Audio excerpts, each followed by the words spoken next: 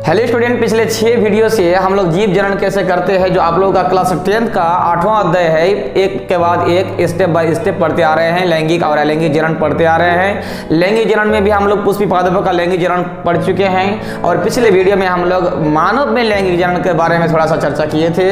आज हम उसी विषय को आगे बढ़ाएंगे, मानव में लैंगिक जनन को, कि मानव में जो लैंगिक जनन होता है वो किस प्रकार होता है। उसमें जो नर जनन अंग होगा, नर जनन तंत्र होगा और मादा जनन तंत्र होगा। तो हम आज इस वीडियो में नर जनन तंत्र यानी नर जनन अंग का थोड़ा सा हम डिटेल्स में अध्ययन करेंगे कि जो लैंगिक जनन में भाग लेते हैं नर जनन अंग, उसमें क्या कौन सा अंग भाग लेते हैं, क्या क्या उसका रोल है। तो ये सब में हम लोग इस वीडियो में बात करेंगे।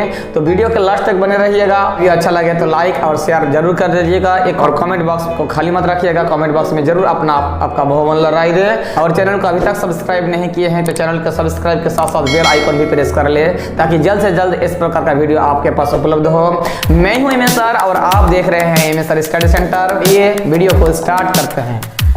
तो नर जनन तंत्र क्या होता है? देखिए, नर जनन तंत्र, नर मतलब क्या होता है? पुरुष यानी मेल होता है। तो इसमें जो जनन तंत्र होता है, नर में जो जनन तंत्र होता है, उसका डिफिनेशन इस प्रकार हम लोग दे सकते हैं कि नर कोशिका उत्पादित करने वाले अंग।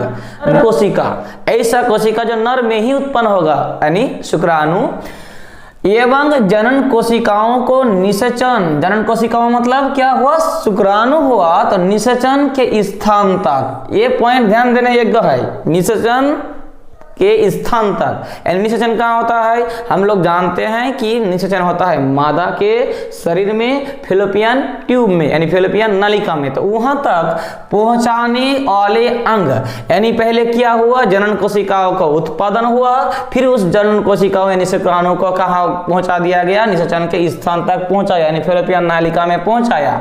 फिर संयुक्त रूप से, तो वो जो संयुक्त रूप हुआ मतलब जनन कोशिका उत्पादन हुआ और फिर निषेचन के स्थान में पहुंचाया। तो ये जो संयुक्त रूप हुआ, इस संयुक्त रूप से नर जनन तंत्र बनाते हैं। क्या बनाता है? नर जनन तंत्र। यानी नर जनन तंत्र क्या हुआ? सिंपल सा फंडा है कि पहले जनन कोशिकाओं का निर्माण हुआ यानी शुक्राणु का निर्माण हुआ और उस जनन कोशिकाओं यानी शुक्राणुओं का कहां पहुंचा दिया गया है? जहां निषेचन होगा यानी अंडाणु के साथ मिलेगा। कहां? फेलोपियन नलिका में। क्लियर है? अब आते हैं नर जनन अंग क्या है? नर जनन अंग, नर का जनन अंग मतलब जनन क्रिया में जो नर का भाग भूमिका निभाता है जो अंग, उसे क्या कहा जाता है? नर जनन अंग। तो क्या है नर जनन अंग? नर जनन तंत्र बनाने वाले अंग। नर जनन तंत्र तो हम लोग समझ गए। तो वो उसमें जो भाग लेता है, जो अंग जनन क्रिया में भाग लेते हैं, वैसा अंग जो जनन क्रिया में भाग लेता है उसे क्या कहा जाता है? नर जनन अंग कहलाता है। क्लियर है? एकदम सिंपल है, कुछ भी इसमें कोई पेंच नहीं है। अब आते हैं वृषण। अब एक अंग को हम लोग समझेंगे कि जो नर जनन तंत्र या नर जनन अंग जो एक भाग को हम लोग समझेंगे। यहाँ देखिए, इस भाग को इसमें हम लोग को क्लियर नजर आता है। ये जो पूरा है ये एक मेल में पाया जाता है यानी एक पुरुष में पाया जाता है। ये मानव पुरुष की बात कर रहे हैं हम लोग। तो इसमें क्या हो रहा है? तो देखिए, ये भाग जो है, ये जो फुला हुआ भाग है, ये होता है वृषण।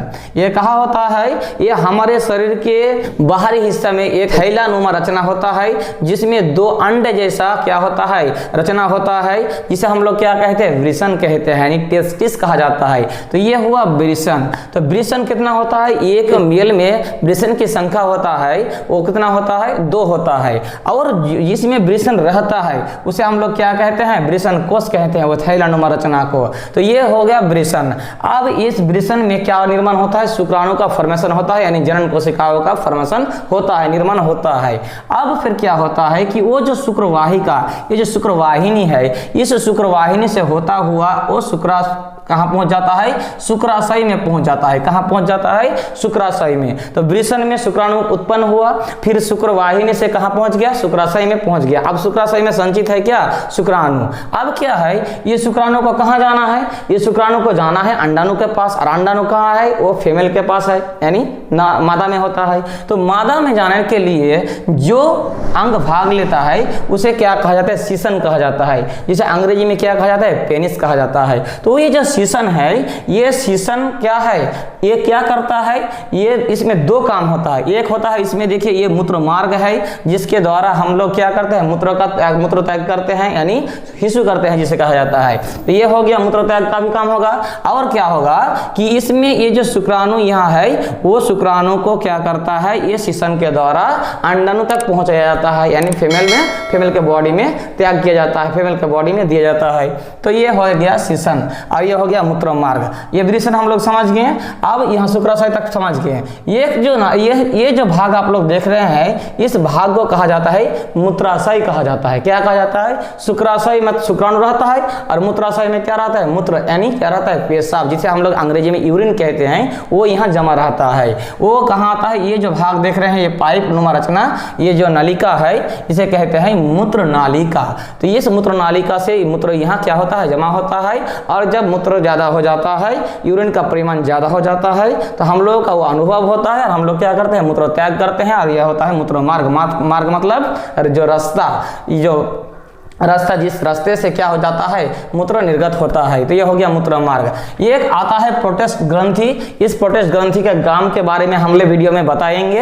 ये तो मूत्राशय हम लोग समझ गए। तो इस प्रकार एक हो जाता है मेल रिप्रोडक्टिव सिस्टम, यानी नर जनन तंत्र। इस भाग को कहा जाता है नर जनन तंत्र, जो एक पुरुष में होता है और ये सब क्या करता है, लैंगिक जनन में भाग लेता है। क्लियर है। तो अब हम लोग क्या करेंगे, एक पार्ट्स का थोड़ा सा काम को डिटेल्स में अध्ययन करेंगे। तो पहला जो बिंदु है वो है वृषण, जिसे कहा जाता है टेस्टिस। तो हम लोग जान गए कि वृषण की संख्या पुरुषों में होता है 2 और ये महिला में नहीं पाया जाता है। ये क्लियर याद रखिएगा।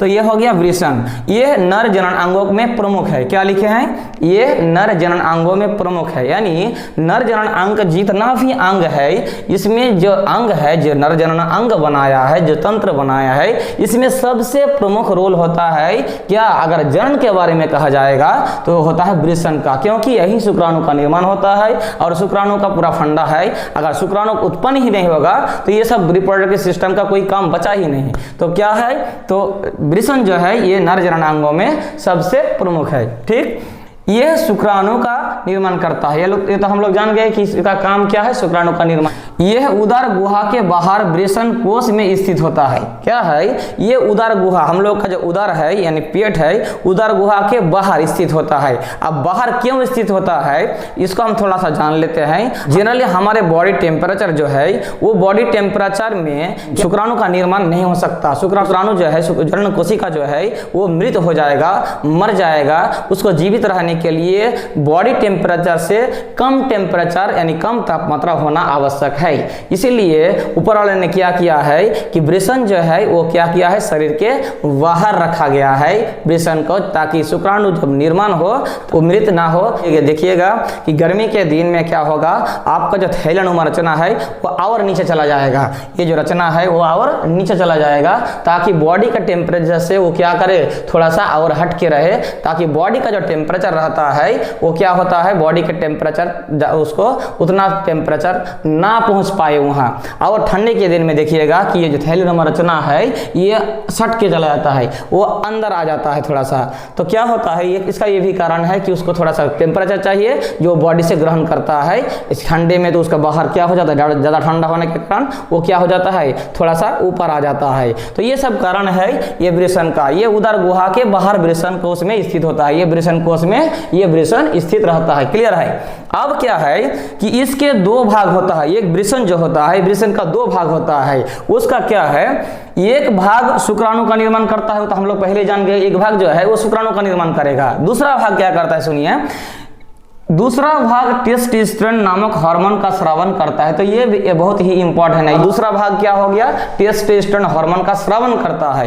ये करता है कौन, दूसरा भाग वृषण का। तो ये 2 पॉइंट हम लोग याद रखेंगे। एमसीक्यू क्वेश्चन में बार बार अक्सर कितने बार क्वेश्चन आया है, इसका कोई मतलब पता नहीं है कि वृषण का जो शुक्राणु का निर्माण होता है वो कहाँ होता है, तो वृषण में होता है। और वृषण का और एक काम होता है क्या, टेस्टोस्टेरोन नामक हार्मोन का स्रावन करना। अब देखते हैं कि टेस्टोस्टेरोन हार्मोन क्या है। टेस्टोस्टेरोन जो हार्मोन का स्रावन होता है वृषण के द्वारा, वो एक्चुअली क्या है, वास्तव में क्या है, तो यह एक ऐसा हार्मोन है जो नर में लैंगिक परिवर्तन के उत्तरदायी है। लैंगिक जो परिवर्तन होगा, एक पुरुष को पुरुष होने के लिए जो उनका गौण लक्षण होना चाहिए, उसके लिए जो हार्मोन उत्तरदायी है, जिस हार्मोन के कारण वो प्रकाश पाता है, उसको मेल होने का लिए, जैसे दाढ़ी मूंछ निकलना और जो पहले वाला वीडियो में पढ़ चुके हैं, तो उसके लिए जो उसका गौण लक्षण प्रकाश मिलना चाहिए एक नर को नर होने के लिए, वो टेस्टोस्टेरोन हार्मोन के द्वारा ही होता है। क्लियर है? तो यह हो गया। अब वृषण का कार्य के बारे में हम लोग एक्चुअली ऊपर में पढ़ लिए हैं, फिर भी दो आप लोग याद रखने के लिए हाईलाइट किए हैं।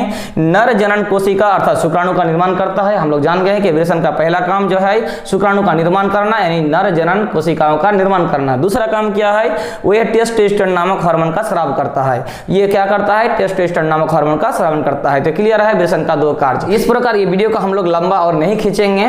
इस प्रकार अगले वीडियो में हम लोग बाकी जो पार्ट्स है वृषण को छोड़कर और जो कई भाग है, इसका रोल के बारे में हम लोग अगले वीडियो में पढ़ेंगे। उम्मीद है कि आप लोगों को ये वीडियो अच्छा लगा होगा। अगर अच्छा लगा है तो लाइक और शेयर जरूर कर दीजिएगा और कमेंट बॉक्स में जरूर अपना बहुमूल्य राय दें। और चैनल को अभी तक सब्सक्राइब नहीं किए हैं तो सब्सक्राइब बटन के साथ साथ बेल आइकन भी प्रेस कर लें। मिलते हैं अगले वीडियो में, तब तक के लिए धन्यवाद।